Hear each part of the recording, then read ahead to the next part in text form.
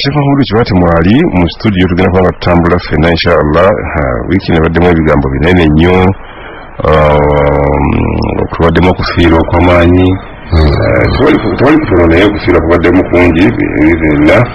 era nga nakusaasira mwenna abafiiriddwa abantu baffe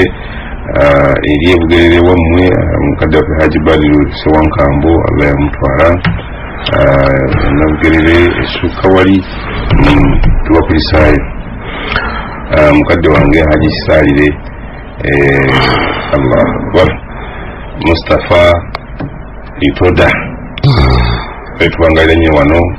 jena kwita mutabani wa kalungi so Allah subhanahu wa ta'ala musaasira omusajja yamusibako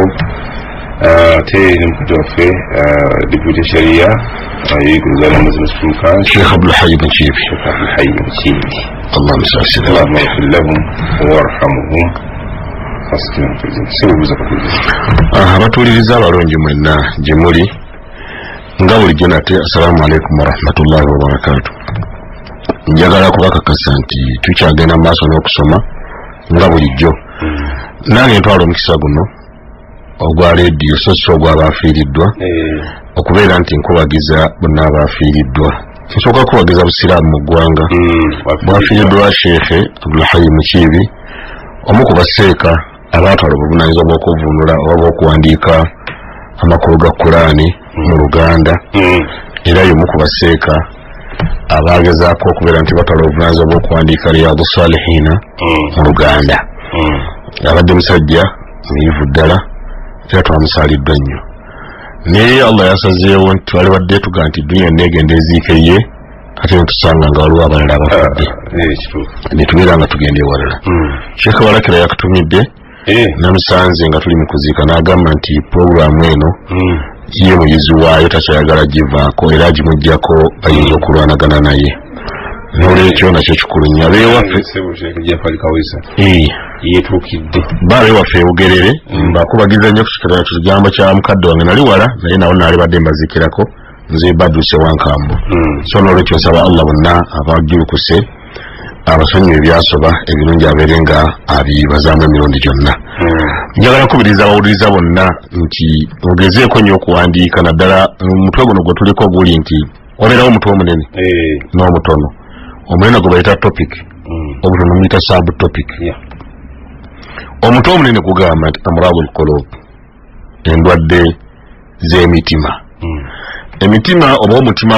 gwange n'ogw'omulala zibeera n'endwadde ennyingi era twalabyeko ku ndwadde ezimu ku mulundi guno era tugenda kulaba n'endwadde endala. Tuyinza n'okuzimalayo bwe butazimalayo kubanga endwadde z'emitima zo nnyingi nnyo. Nabi sallallahu alayhi yatugamba nti ala wa inna fil jasadi mudgha idha salahat salaha al jasadu kulluhu. Eyo yingini evuga ye steering ku tutambuliza ebintu nti ekinyama ekiri mu mubiri bwe kirongoka nga omubiri gulongoka gwonna. Naye yakirambika wulina nti ala wahiya alqalbu bannange gwe mutima. Lwekyo ensonga lwaki tusalawo okubeera nti tujjanjaba omutima guno. Alright, 17 katanyeze mu Lapal FM awe tuli nja kusaba mutabani wa Semuli buuza kutuliza. Abatuliza abalungi assalamu alaikum warahmatullahi wabarakatuh. Wa alaikum assalam warahmatullahi nga menyine ku mavi mwasize mutya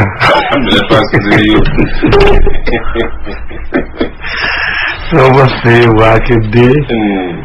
nga tukyalimu abo nezikyakubira enduulu. Weewaawo. Okay, 17 katanyeze mu Lapal FM nja kukubira ku hajjati n'amatovu insha Allah taala. Kamuzo kamusasizi insha Allah amwisi mweyo yayitamu bulungi naye barakallahu fikum. Kakati tuli mukawa sana tusoka mu dakika zino 8 ziri 5 yes obudde tubuzayo nakondoza kati abiri mu eno diri tugiveemu naye omuntu agivaamu atya gwawedde abiri munala bengabi munakitegeeza nti eggwaka 3 mu lumu diri yaki yawedde diri yaki yawedde abantu okuwaayo kukaabasanda kabasanda awedde tanaba kugwa kyengamba okutuuka nga 31 anaaba awedde bano abawuliriza bayinza okusalawo nti ajja kuba awedde kubanga manyi ninawe nabadde omuntu nampa ekyokwalako kyadde kitono nnyo mugaso oguli mu bantu abangi nga bakoledde wamu nampa nti waliwo banka emwene gye bagula naye yalina bakasitoma bangi nnyo naye yagula ye teyagula mu muwendo gwa ssente yagula namba z'abantu abalimu naye okola nga limu 5,000 nagaa nti wano mpitawo kakati ye byabala charge ya 1,000 per account yabala nga yo alaba nene nti wagikubisaamu buli mwezi esente zokka zibaamu zimala okukola ebirala anatunulira ku bino byakoze eki byataddemu kakati ekintu ekyokuyiga Omar kabasanda yabadde aggwa mangu kyetegeeza nti wegambe ekigaana be bantu okuvaayo omulundi ogumuganda ne katuweeyo kale omulundi gumu kino tukyo tukitusobola mu bufunze bagamba baweeyo lumu tekijja kusoboka nesingamba nti senga badde awama mukuwaayo ekikulu tubagamba nti inna allaha yuhibbu idha amala al insanu amala an yutqina ate era ekirala kyennyini nabi sallama yabagamba nti innama al a'malu bikhawatim emirimu okugibalibwa nti giteredde gibalibwa ku nkomerero kale Allah ayagala nnyo omuntu bw'aba akoze omulimu aguguse kituufu nnyo aguguse ate agukole mu nkola ddala yeeyiyo oga nti weewaawo so abawuliza abafe abalungi omulimu gwa Kabasanda tugukole gwe mu nkola ddala ng'oli bwakutulako nga basajja n'abakazi abasiraamu bazimbye ennyumba ya Allah kale buli omwalina akyasobola okubaako nekyoteeka n'atannaba kubanga wataddeko neyateekako n'antabwa obuwoomi era kyekyo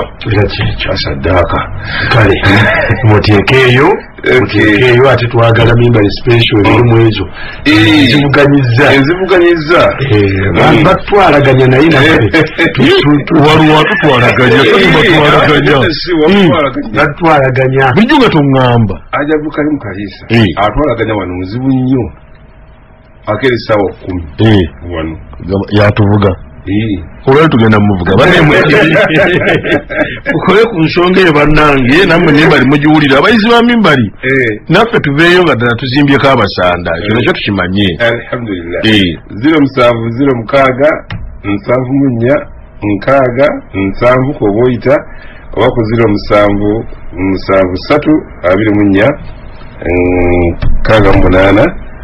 077324 yitawoko obulere ng'owuliriza wano ensinzizo inshaallahu taala. Naam, tuli mu kulaba ku bimu ku birwadde ebitawaanya emitima. Ate Jaafar yaŋŋambye nakulwa ate lwajjo ejjuma nakunoonyeza nga takulaba naye yenoonyeza kale naŋŋamba nti agenda awona ku mutima anti ndwadde bwofuna eddagala ogenda owonaawona ekikulu nnyo seeko obulwadde bukyali bungi bungi yakiriganywa tukyakebera ekyali mu ddwaliro tukyakebera tusabe Allah atuwenye ekika ekyo kyabawonyeko te waliwo ebika ebirala byebijja asaba nnyo n'abalala balina endwadde bweziti naye bawone amina ya rabbi wanungi nnyo kati ye kweba yalikivuwe oba banaawona bajja kuwona nshallah bwekyo bwe tutambudde nga sofa obulwadde bwa ngeri bbiri tubulabyeko akasobose tetubumazeeyo naye tubulabyeko akasobose obulwadde obusooka omusiraamu ne wonna wetuwangaalira obutwetedde ettaabu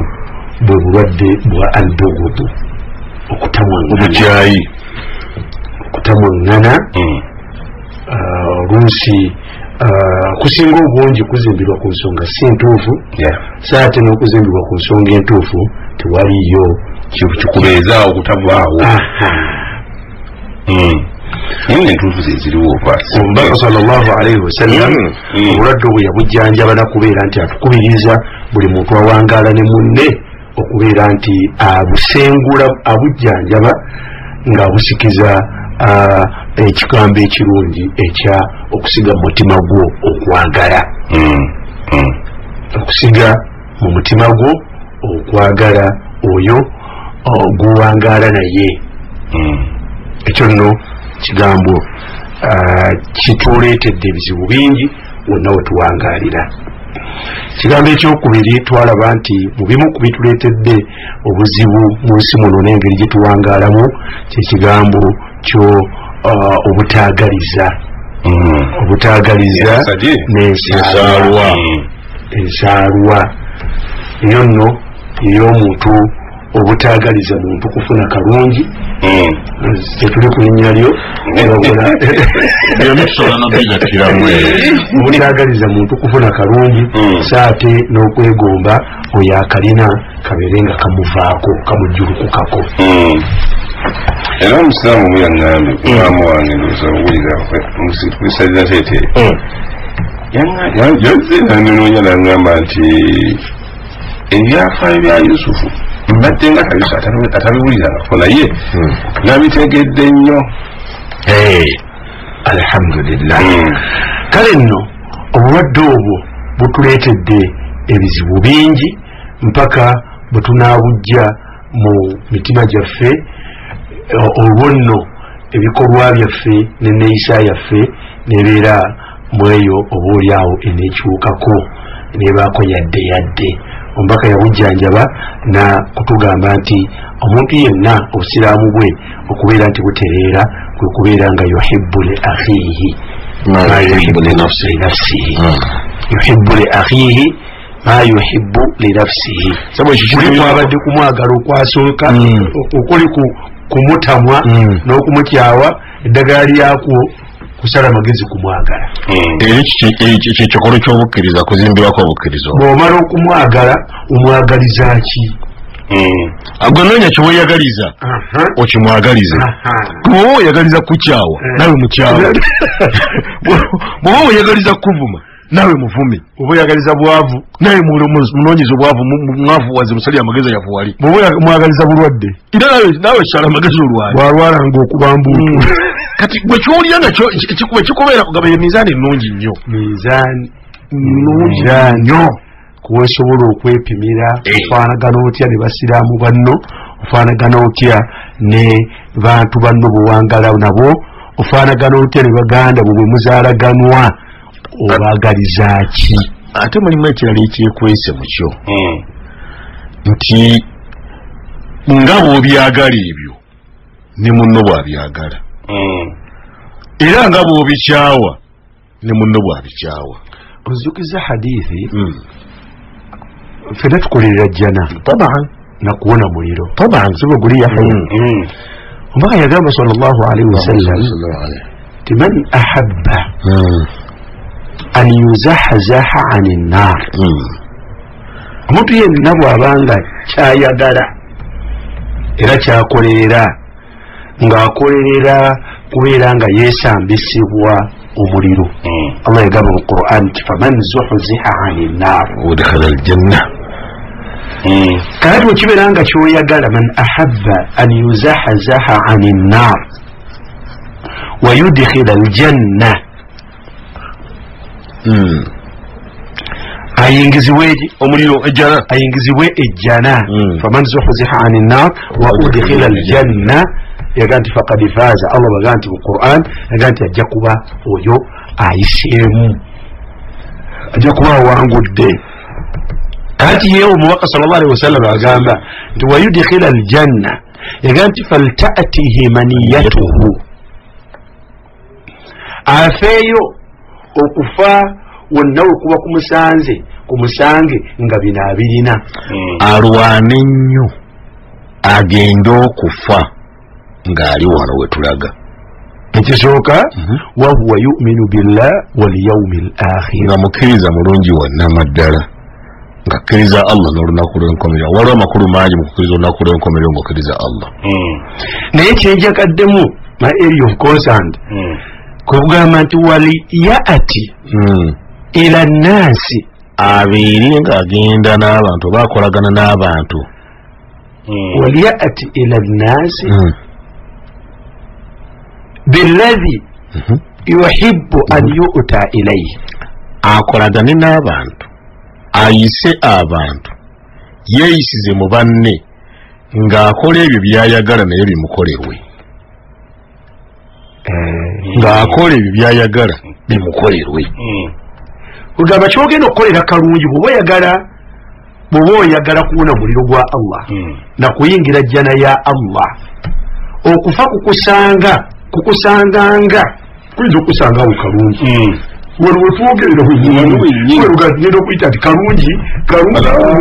olikuntebaawo wakiritse dda neneegeza ku ggwe nti ati abantu basiba ayinza okugeza naye nga yalonda sente yakola katege nga gwofa agezi ku ye kati okufa kwonna kuba kukusange kukusangenga kino okirina nga byokolera abantu byoyogera ku bantu omala kukakasa nti bwe biba bikoleddwa ku ggwe byebyo byosiima tulituukawo okumala okwegerezaako kyengenda okwogera ku kibaate okumala okwegerezaako kyengenda okukolera kibaate minzaani eyeseeka erimu ekirala kitegeeza nti buli kaseera konna kuba okufa kukusanga buli kaseera konna tekuliko kadde buli kaseera konna weteekereteekera okuva kujja naye byo bino byeteekereteekere buli kaseera kyekisooka olina kubeeramu kkiriza owannamaddala kkiriza olunaku lw'enkomerero era kkiriza Allah ekyokubiri olina kubeera nga kyowulira nti okyetaaga kikolere banno kiwetaaga la yu'minu ahadukum hatta yuhibba li akhihi ma yuhibbu li nafsihi kakati bw'obanga oli mu puroguramu ya kuwalana nga kyewetaaga bakuwalane tokerewa okufa kukusange nga kyekyo kyolina okukola nga gweyagala bakuwalane naye ebintu okumanya bizibu omuntu basobola mwogerako bwogezi kigambo n'akyuka nekkala n'omusanga nga ennyindi ekyusi kati ate ekikutwala okwogera ku mulala kiki nga gwe okwogerako bwogezi ennyindi ekyuka bw'okakasa ni kyoyagala kkiriza okufa kukusange kkiriza buli kaseera obeere nga kyobeeramu naye oba si kyoyagala buli kaseera kiveemu kikitegeeza hadithi eri falitaati maniyatuhu okufa kuba kwokufa tekuliiko puroguramu nti gwogikola gwe muganda wo naakujja mu kyalo ng'obwavu bukukuyenga era ko wajja mu kyalo ani ono yaada ozitamubuuza gweoba tomulina ojja kumugjayo bujja n'abawajeje bali gwe ddala muno naakujja gyakujje ng'obwavu bukukuyenga ekyokulya nduulu najja kugaanaga nti munange tuulaawo ng'otuddewo gwe okusitukirawo naye n'omusitukiramu kale naye ayinza okuba kyayagala okusituke naye okumusitukiramu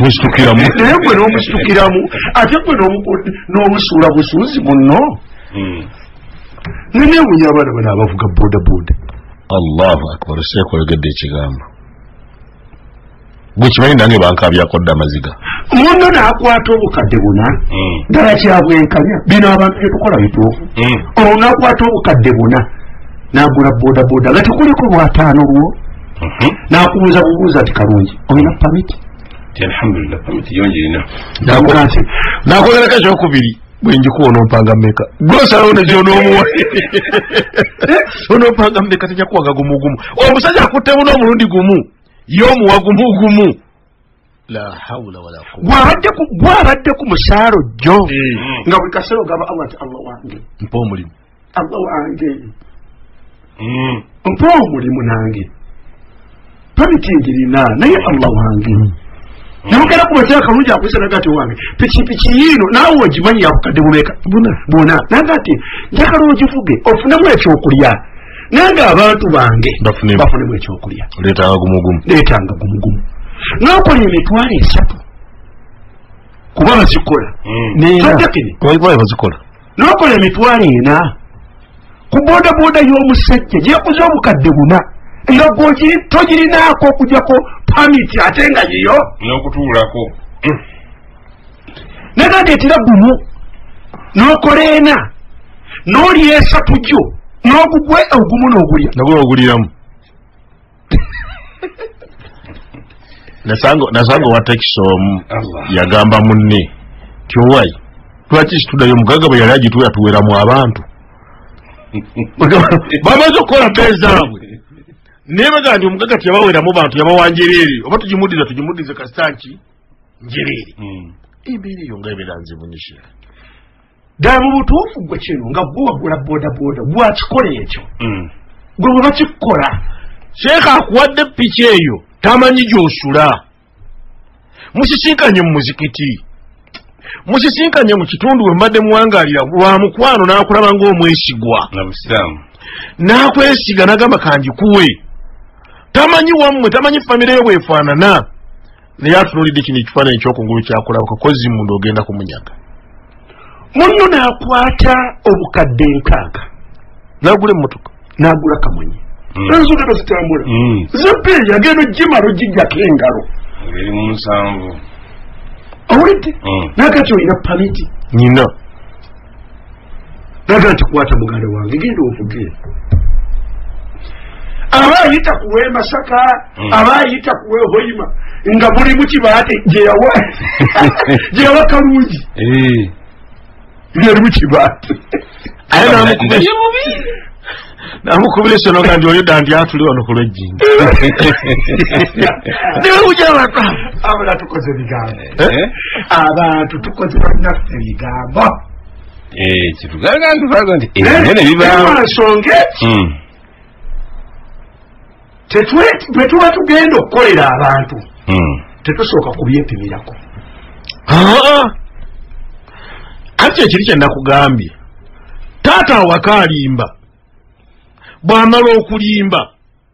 omwana n'amulimba omwana ng'alimba taata n'akwata n'emigomo ku basaagala kunnimba naye nga yeerabidde nti ye yasoose okulimba kati miizaani eno ey'okulimba tagyepimira nti nze gwe nalimye naye tayagala mulimba okiraba gwe nalimye tayagala mulimba naye osanga ali ku mwana saagala mulimba naye nga naye akola ki alimba kati miizaani gwe obanga ddala taata oyagala bakulimbe naawe limba kale bw'oba toyagala kuleke abantu abo bola betukulembera mu mizikiti abawalimu ne bayimaamu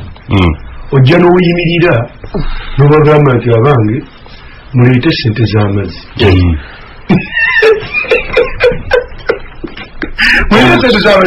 osiramu bwetaavu osobola nokirambika mwete sente z'amazzi mitwalo 10 zinjagala abasiraamu ne bazikuwa bukolokolo emitwalo emeka 10 tubagambye ebigambo bingi kwatiza bwemutazimpe otuwudde bulungi byakubalangira nnyo bazikuwa naye ne bakeera ku makya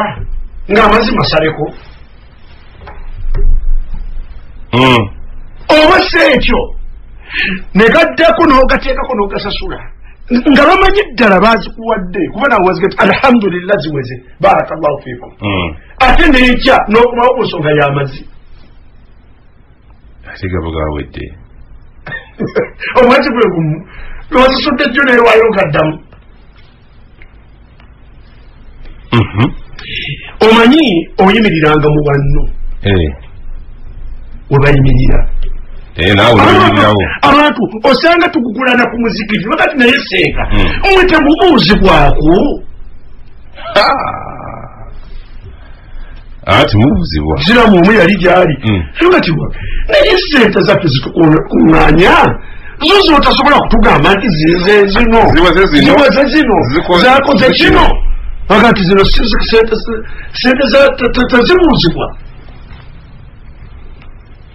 zino za kanisa mwali mutazanyirwako ezo kanisa bazibuuza sibo era accountability ogiwa bulungi nnyo baganda bange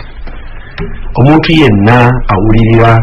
ng'ayagala kuwona muliro gwa Allah kuyingira jjana ya Allah eddagala yeyo obutaagaliza kulwanyisa mutima gwo kubeera nti omuntu gwowangaala naye mwagalize bulungi okolera obugagga leka kukolerera kusuula muganda wo obugagga obwagala leka kukolerera oyo abulira gwowangaala naye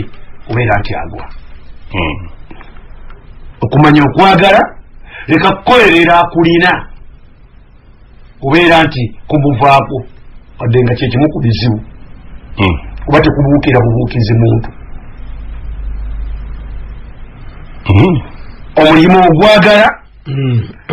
omulimu ogwagala naye si kyavunanyizibwa si kituufu kukolerera Yahya gumufe gwosobole okugufuna omulimirira ebiri mu bitongole byonna n'ebirala obulwadde obwo mukkirize tubukomyawo eddagala lyabwo kulwanyisa mitima gino abantu tubaagalize ebyo Allah subhanahu wa ta'ala byeyasalawo n'abawa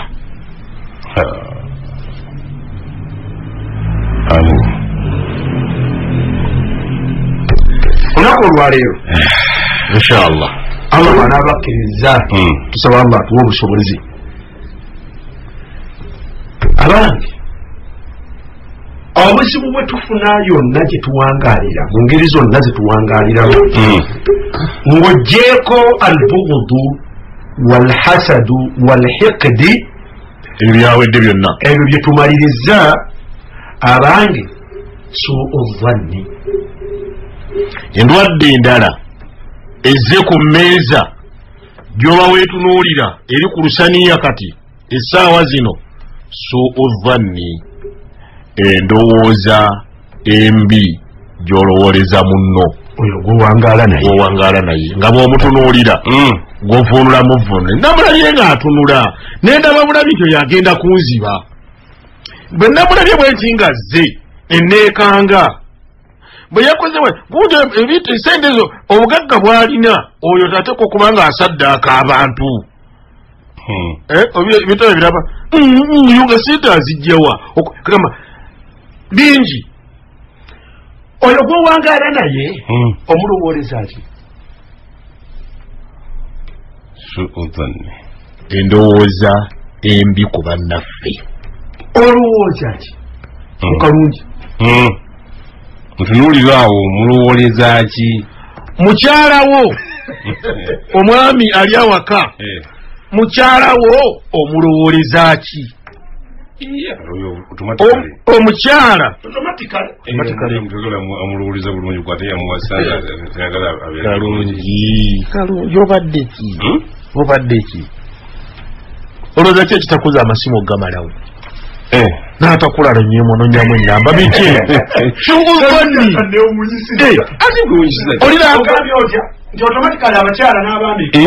wange oli omubuuza tukaze Yahya naam okkiriza ye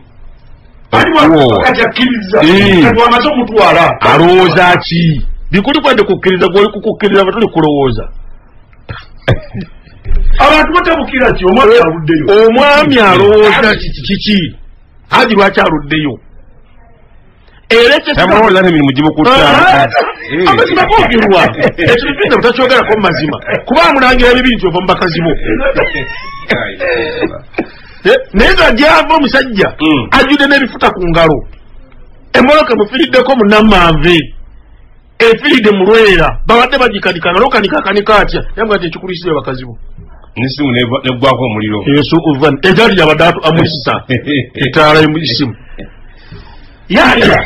tuwangadde naawe gwe twogeraganya olina gwewangadde naye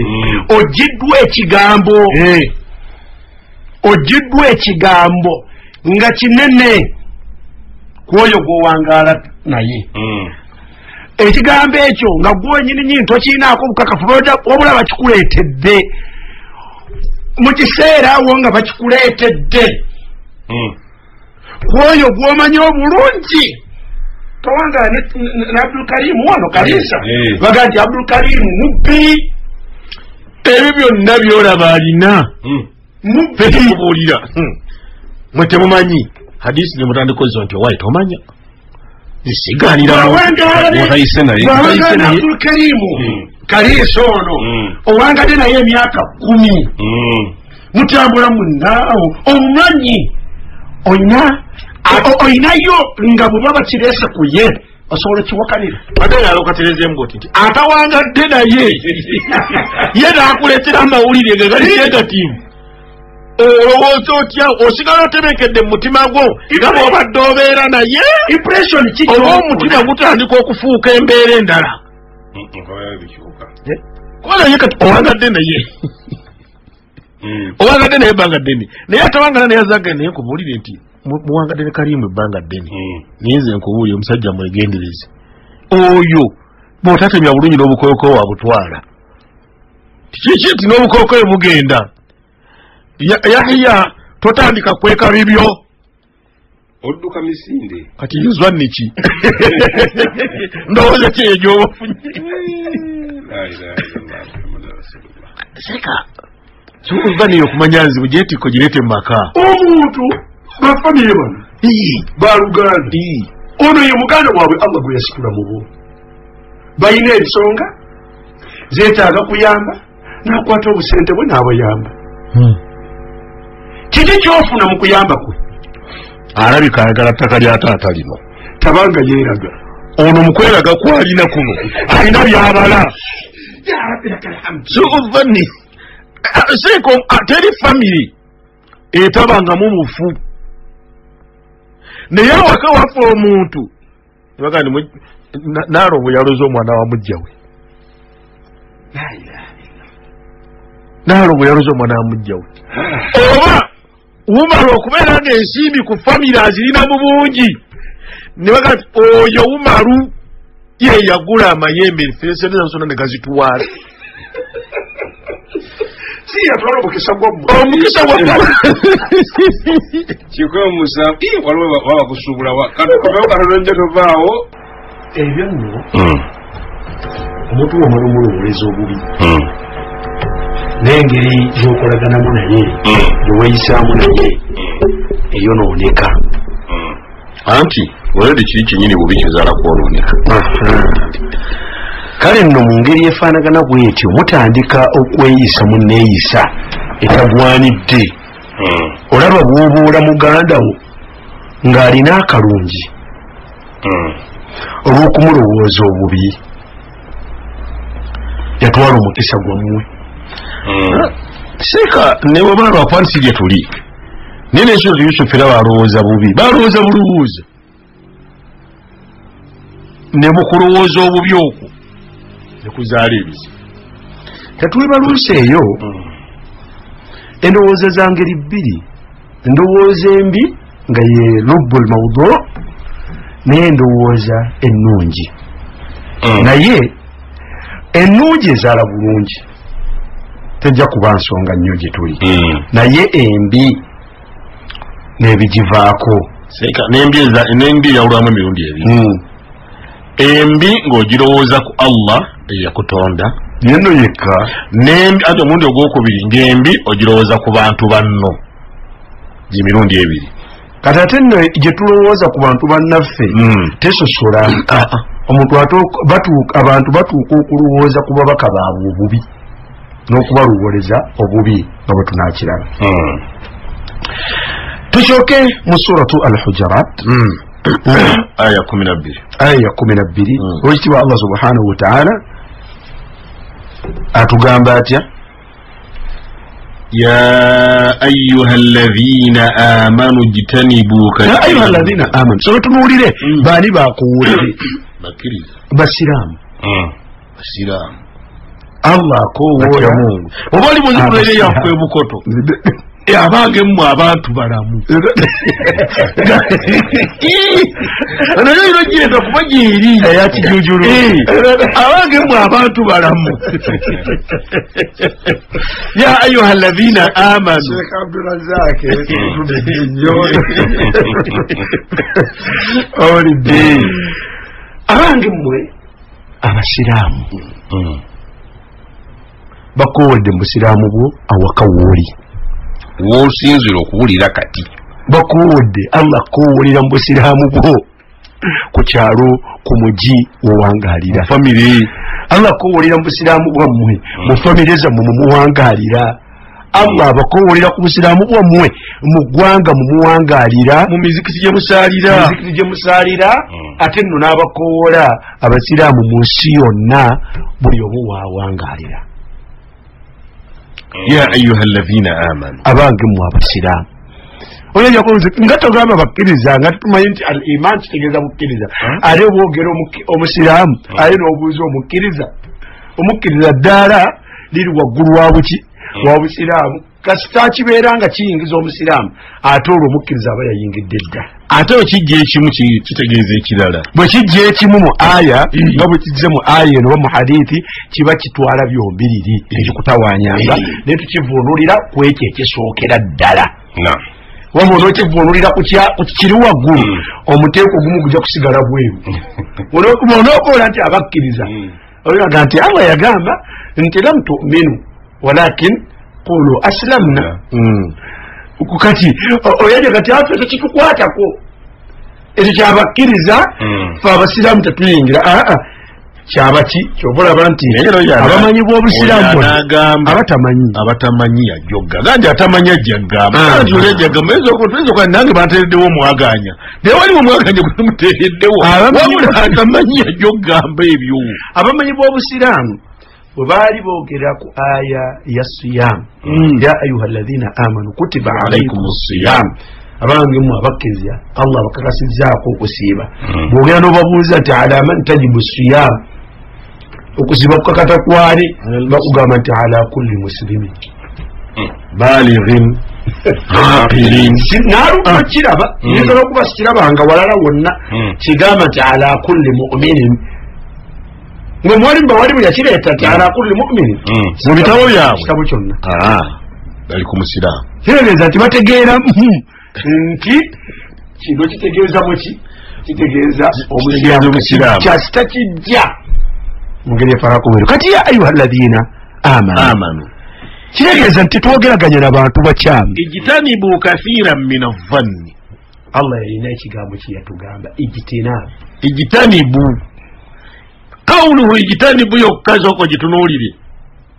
amanyi bwe baba bazimba bwe baba bakola ennimiro ab'ebibanja bateekawo ensalosalo mwabeeno mu kibuga muteekawo buwaanyi kati mwabujjawo muteekawo n'obuyinja noga oyita wali na wali ekitegeeza mu lusalosalo olwo kugamba nti wali bagamba nti weesamba okulinnya ewa munno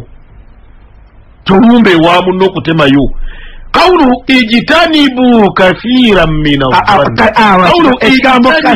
ijtanibu awalan mwesambire ddala mubeere wala kati okusemberera obusemberezi kubanga mu mufiiki batera okugamba nti ebintu ebimu babigaana si lwakuba ndi bibi babeera baganye naye sadda lidharia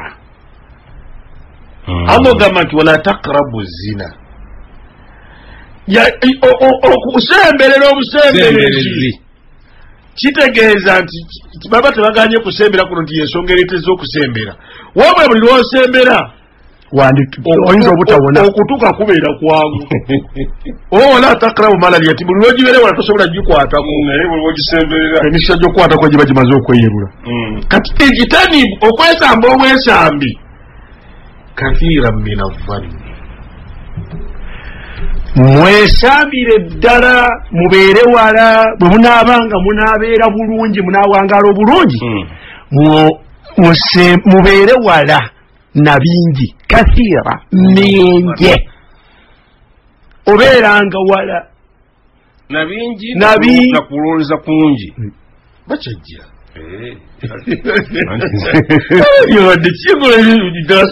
mubeere wala na bingi mina dhanni mubeere wala na bingi ku ndowooza endowooza nnyingi seka oba ogenze mu lulimi Oluwarabu olaba ebigambo bino ebibiri bikulu nnyo Allah yali asobola nti ijtanibu dhanna alkathir naye okukulembeza kathiran n'aleeta dhanni ngezze luvannyuma singa oba ogenze mu tafsiri owa lugha ojja kusanga nga waliwo embeera nnene nnyo ensonga nkulu nnyo ekulembesezza ekigambo kino kyoba olanga omuvunuzi agambye nti mu bingi nnyo mu kulowooza kitegeeza nti endowooza mu bungi bwazo ezisinga percentage esinga okubeera ennene mugibeeranga wala lwaki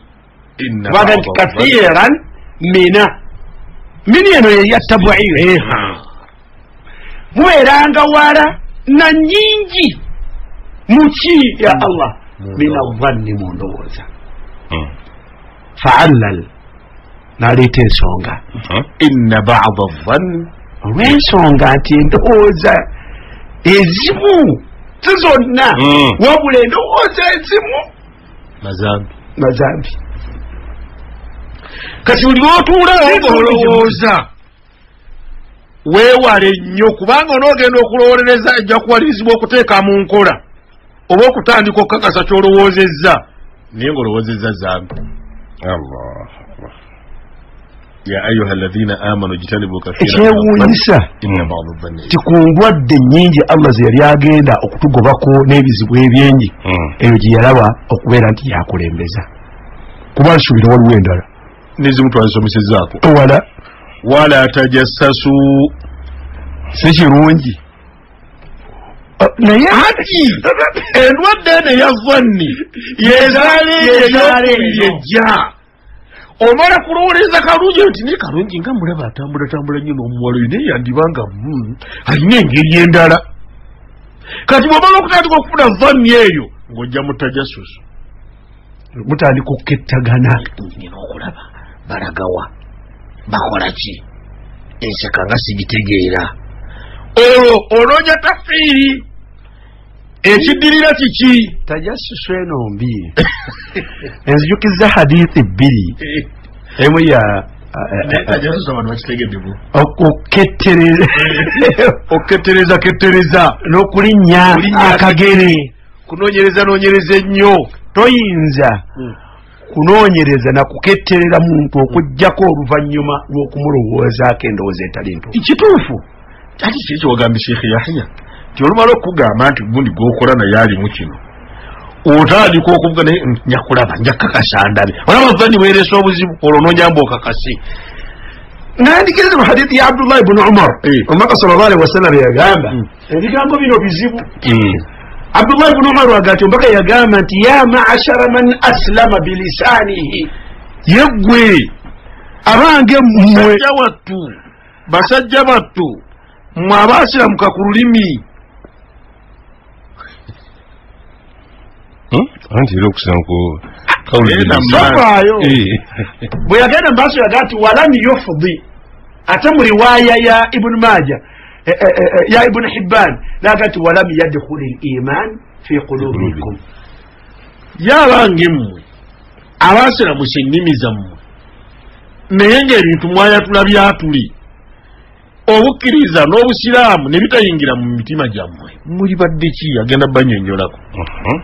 yagamba nti la tu'udhu lmuslimina mukomaawo nammwe temunyizanga abasiraamu wala tatatabba'u awratahum era temugezaako okugobereranga obumugo bwabwe okulondoola okukettereza kulondoola kukola ki kalungi akola ki mulaba ne gundi nno bayingidde awo mulaba asuubula endwadde ey'okulowolereza munno ng'omulowolereza bubi mwana wattu yezaala zino Allah subhanahu wa ta'ala zeyeyongerako mu maaso nga n'egyesooka okuzaala ezaala tajassusu bonna bubi terujagenda mu maaso mu ndwadde su'u dhanni zezaala tudduke jambwa neseka wano tumaleyo kano waliwo akalala akati wala yaghtab ba'dukum ba'dha ati kyekugamba nti owange era endwadde eri yezaala okugeya okwogera ku bannammwe ati su'u dhanni kibeera mu mutima kirabika ddi kyeyolekera mu bintu bibiri kyeyolekera mu kukettereza nekyeyolekera ne mu kugeya kati n'olwekyo kiringa bwogamba nti omuntu musanyufu fene tusobola kumanya mumalo nti musanyufu okujjako ng'asese okuseka si kwe kusanyuka kukabonera akatula ng'okusanyuka kakati ekiro kifaanagana nti su'u dhanni tosobola giraba ogiraba ddi ogiraba ng'omuntu akoze ebikolwa kati bulijjo omalo ondowoleza okubeera omubbi kyekikwekweseza nolabo banziba ebintu byo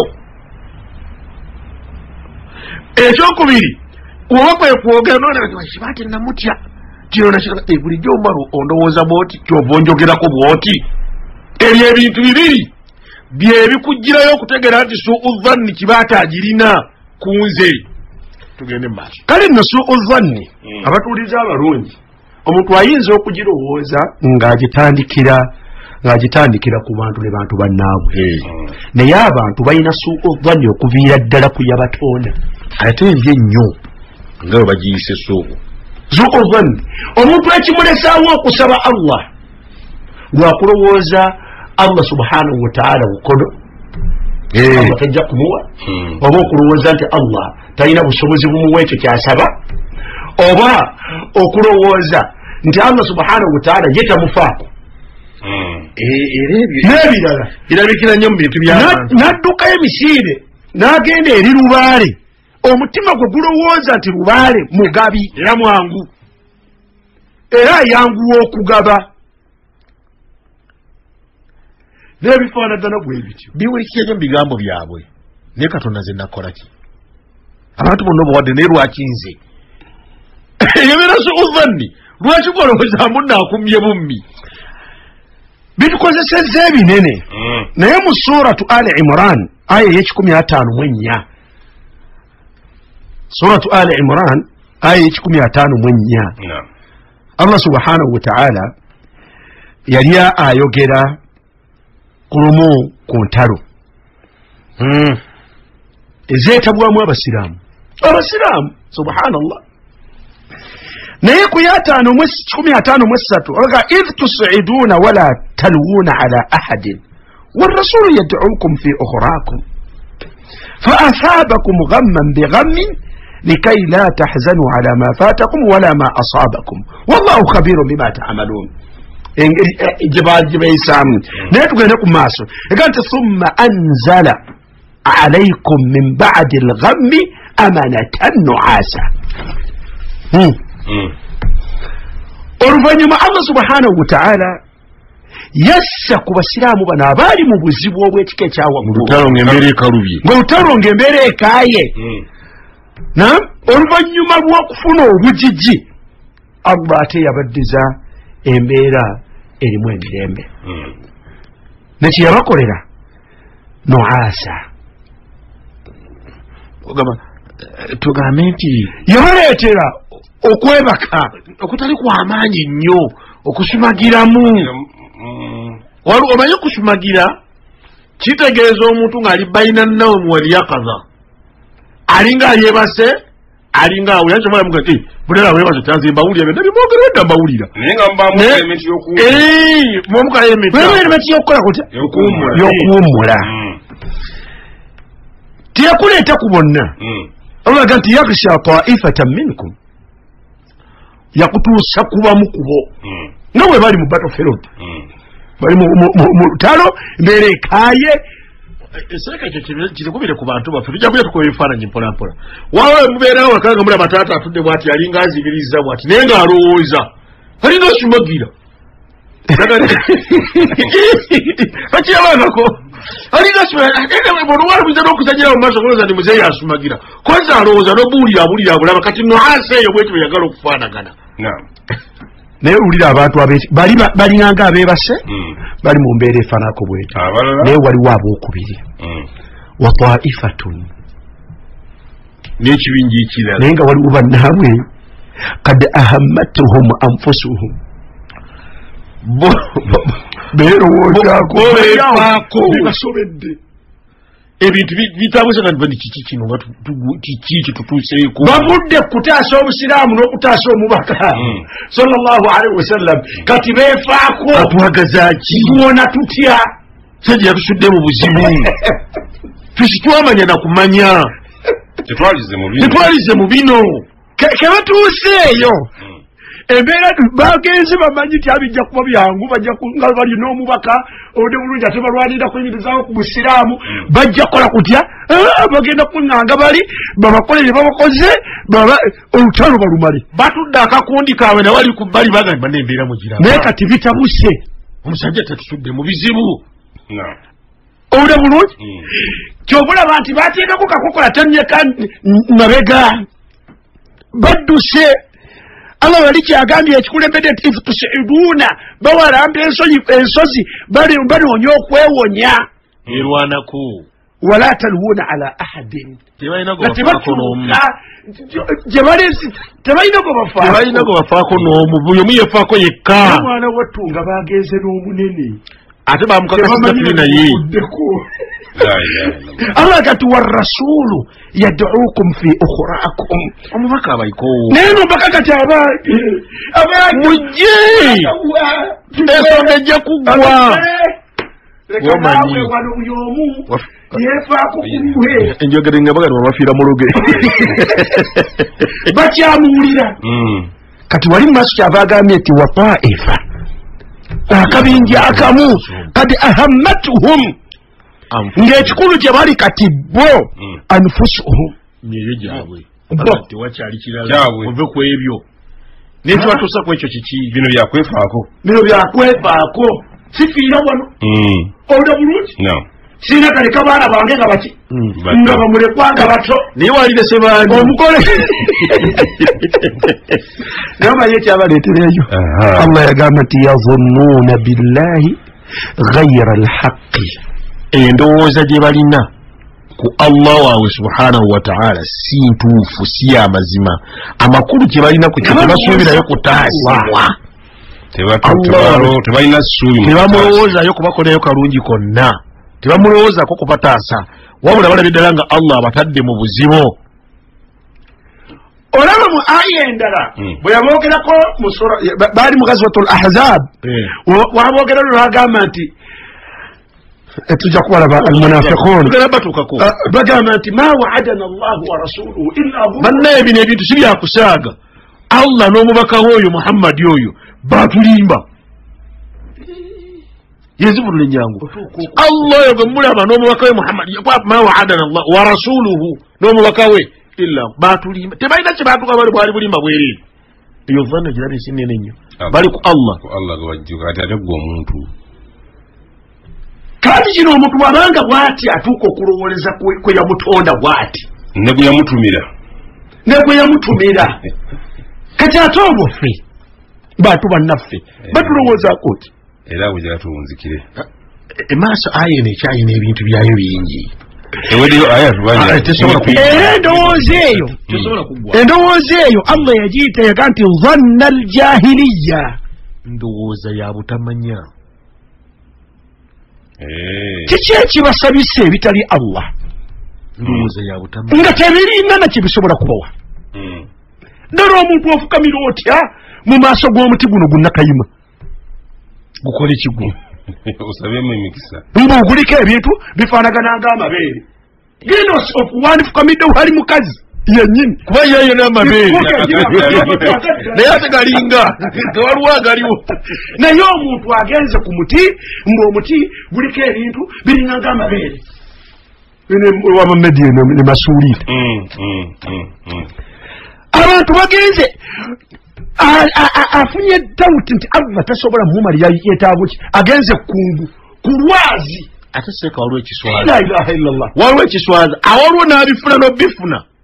ng'abifunye talina waayise wonna n'afuna dawuti mu kubikuuma nani Allah tasobola bikuuma bulungi nagenda eri ekyo ayina kibimukuumira mbu ekitali Allah olaba abantu omuntu omukulu bwafukamirira obulira bwe yateeka mu kibbo n'akuteekako n'ensonga enjogera ennamba nagati naalongo tasaba asaba baana be tesaba Allah mu kiswaza abaana abo bananyini bulira ate babakuba ebintu bino byetaaga bitekemu amagezi wadde agafe genyini gano ge tulina amatono ago abantu twafuna endowooza embi ku Allah abayahudi bagamba nti yadullahi maghlula obunyombe bunene nnyo yadullahi maghlula nabalaga obukodo bwa Allah mukono gwamu omukono gwe gweweta tagaba tegweranula muleke kwogera ku Allah bitaliyo emikono gya Allah manjulukufu yombi yunfiqu kaifa yasha agaga bwayagadde awo ku aya lulu yagimalayo obudde butuweddeko tusaba Allahu subhanahu wa ta'ala atuwe obulamu obulungi muganange mwanje ekasanga tiyo bakawombufunye bulungi nnyo tusaba Allahu subhanahu wa ta'ala atuwe kwena tuwafaka bane tukumya olwaliro aya tujagimalayo lunaku naye olw'ensonga nti bibadde ensonga waliwo ennene twagadde tusookere ku ndowooza yaffe ne Allah omuntu alongoose engeri gy'olowooleza ku Allah subhanahu wa ta'ala Allah ayina obuyinza bwonna obukuwa n'obukumalira ebyetaago byo endowooza eyo noona enzikirizayo omuntu sekendi 10 njagala kubategeeza nti olunaku lw'enkya tuli kasawo era mujje tugende tumalirize omweso tuli kasawo ka Abdurrahman bun Auf ku ssomero lyaffe tugende tumalirize omwoleso gw'abaana tuwummuze n'abaana. Assalamu alaikum warahmatullahi wabarakatuh.